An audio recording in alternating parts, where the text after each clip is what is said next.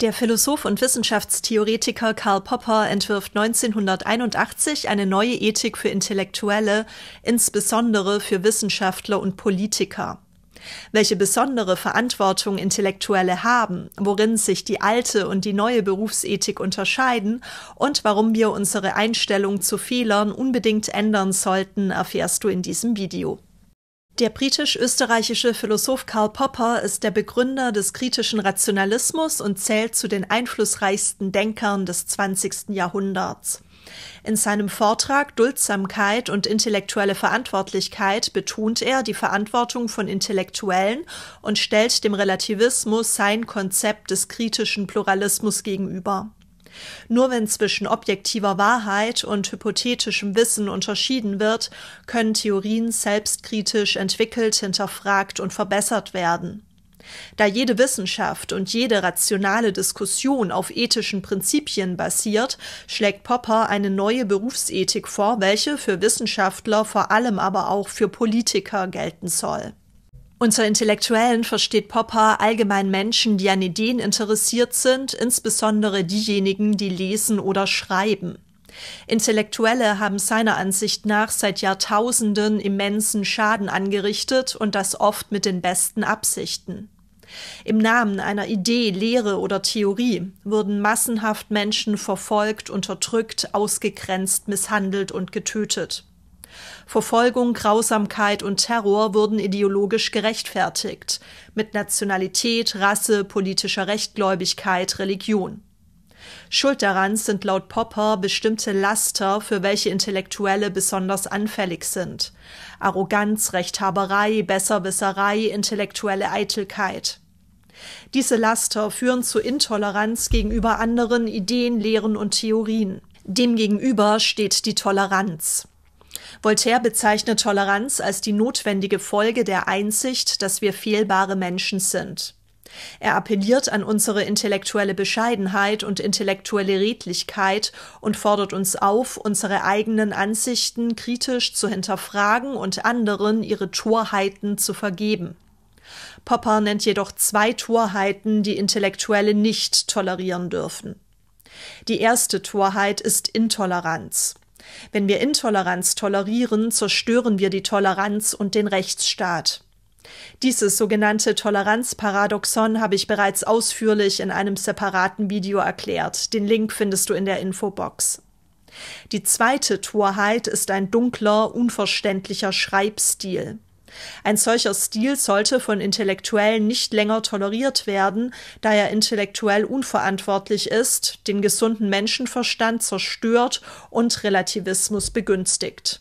Der Relativismus entsteht aus einer falsch verstandenen, laxen Toleranz. Er behauptet, dass alle Thesen intellektuell mehr oder weniger gleich vertretbar sind. Man kann alles behaupten und daher nichts. Alles ist wahr oder nichts. Die Wahrheit ist also bedeutungslos. Der kritische Pluralismus hingegen sagt, dass im Interesse der Wahrheitssuche alle Theorien miteinander konkurrieren sollen. Jede Theorie soll zum Wettbewerb zwischen den Theorien zugelassen werden. Je mehr Theorien, desto besser. Der Wettbewerb besteht darin, dass alle Theorien rational diskutiert und schlechte Theorien eliminiert werden. Der kritische Pluralismus basiert auf den Prinzipien Fehlbarkeit, rationale Diskussion und Annäherung an die Wahrheit. Er geht davon aus, dass jede Theorie fehlerhaft sein könnte, dass man rational über unterschiedliche Theorien diskutieren kann und dass man sich dadurch der Wahrheit annähert. Im kritischen Pluralismus geht es also um die Wahrheit der konkurrierenden Theorien. Die Theorie, die der Wahrheit näher zu kommen scheint, ist die bessere und die bessere Theorie verdrängt die schlechteren Theorien. Während der Relativismus laut Popper zur Anarchie, zur Rechtlosigkeit und damit letztendlich zur Herrschaft der Gewalt führt, kann der kritische Pluralismus zur Zähmung der Gewalt beitragen. Popper führt seine neue Ethik auf die Wahrheitslehre des griechischen Naturphilosophen Xenophanes zurück. In diesem antiken Denker erkennt er einen Vorläufer des kritischen Rationalismus. Die sokratische Einsicht, ich weiß, dass ich es noch nicht weiß, finden wir zuerst bei Xenophanes. Schon Xenophanes unterscheidet laut Popper zwischen objektiver Wahrheit und hypothetischem menschlichem Wissen.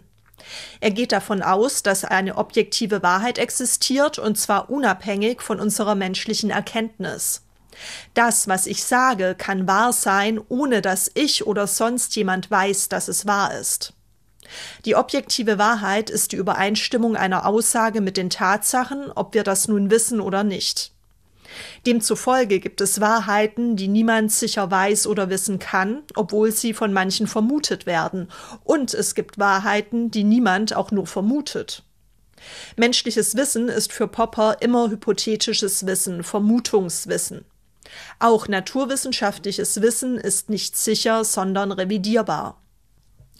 Die schnellen Fortschritte in den Naturwissenschaften belegen Poppers These.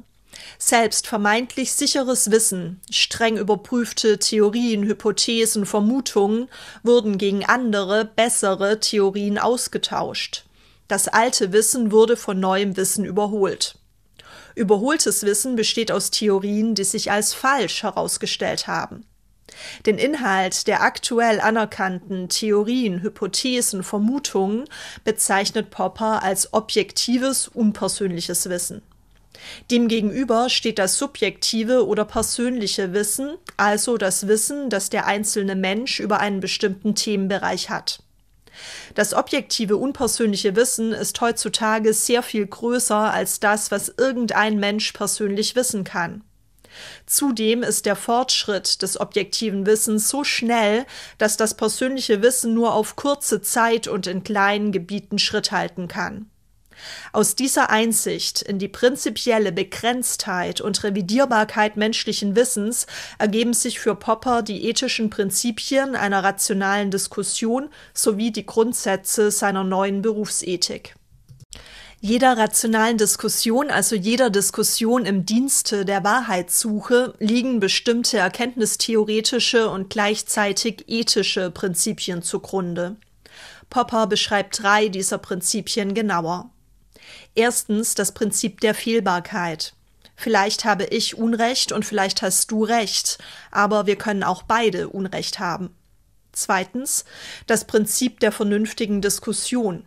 Wir wollen versuchen, möglichst unpersönlich unsere Gründe für und wider eine bestimmte kritisierbare Theorie abzuwägen. Drittens das Prinzip der Annäherung an die Wahrheit. Durch eine sachliche Diskussion kommen wir fast immer der Wahrheit näher und wir kommen zu einem besseren Verständnis, auch dann, wenn wir nicht zu einer Einigung kommen. Alle 3 Prinzipien implizieren Toleranz. Wenn ich von dir lernen kann und im Interesse der Wahrheitssuche lernen will, muss ich dich nicht nur dulden, sondern als potenziell gleichberechtigt anerkennen. Die potenzielle Einheit und Gleichberechtigung aller Menschen sind eine Voraussetzung unserer Bereitschaft, rational zu diskutieren. Jeder rationalen Diskussion und damit auch jeder Wissenschaft liegen also auch ethische Prinzipien zugrunde. Die Idee der Wahrheit als grundlegendes regulatives Prinzip, die Wahrheitssuche und die Idee der Annäherung an die Wahrheit, die Idee der intellektuellen Redlichkeit und die der Fehlbarkeit, die uns wiederum zu einer selbstkritischen Haltung und zur Toleranz führt. Poppers neue Ethik soll für die sogenannten intellektuellen Berufe, also für Wissenschaftler, Physiker, Juristen, Ingenieure, Architekten, aber auch für Staatsbeamte, insbesondere für Politiker gelten. Alte und neue Berufsethik stützen sich laut Popper auf Wahrheit, Rationalität und intellektuelle Verantwortlichkeit. Grundlage der alten Ethik waren das persönliche Wissen Einzelner und die Möglichkeit, über sicheres Wissen zu verfügen. Die alte Ethik basierte damit auf der Idee der Autorität. Die neue Ethik hingegen basiert darauf, dass es zwar eine objektive Wahrheit, aber kein sicheres Wissen gibt. Menschliches Wissen ist immer ungewiss und falsifizierbar. Sowohl das objektive als auch das subjektive Wissen ist hypothetisches Wissen, Vermutungswissen. In der neuen Ethik gibt es daher keine Autoritäten. Damit hat sich nicht nur die Denkweise grundlegend verändert, sondern auch die Rolle, die Wahrheit, Rationalität sowie intellektuelle Redlichkeit und Verantwortlichkeit spielen. Das alte Ideal bestand darin, Wahrheit und Sicherheit in Form von sicherem Wissen zu besitzen. Die Wahrheit sollte, wenn möglich, durch Beweise gesichert werden. Diesem Ideal entspricht das persönliche Ideal des Weisen. Gemeint ist aber nicht der sokratische Weise, der sich der eigenen Unwissenheit bewusst ist, sondern der platonische Weise, welcher als Autorität, als Philosophenkönig herrschen muss, da er das Richtige erkannt hat. Der alte Imperativ für den Intellektuellen lautete: sei eine Autorität, wisse alles, zumindest auf deinem Fachgebiet. War man einmal als Autorität anerkannt, wurde diese Autorität von den Kollegen geschützt. Man selbst wiederum schützte die Autorität der Kollegen. Die alte Ethik lässt keinen Raum für Fehler. Fehler sind nicht erlaubt und dürfen daher nicht zugegeben werden. Diese alte Berufsethik ist intolerant und zudem intellektuell unaufrichtig. Sie führt besonders in der Medizin und der Politik zum Vertuschen von Fehlern, um die Autorität zu wahren. Die neue Berufsethik ist sich bewusst, dass Fehler nicht vermieden werden können und wir aus Fehlern lernen müssen. Eine solche Haltung führt zu Toleranz. Poppers neue Berufsethik soll sich auf folgende 12 Prinzipien gründen. Erstens: Unser objektives Vermutungswissen geht immer weiter über das hinaus, was ein Mensch bewältigen kann. Es gibt daher keine Autoritäten.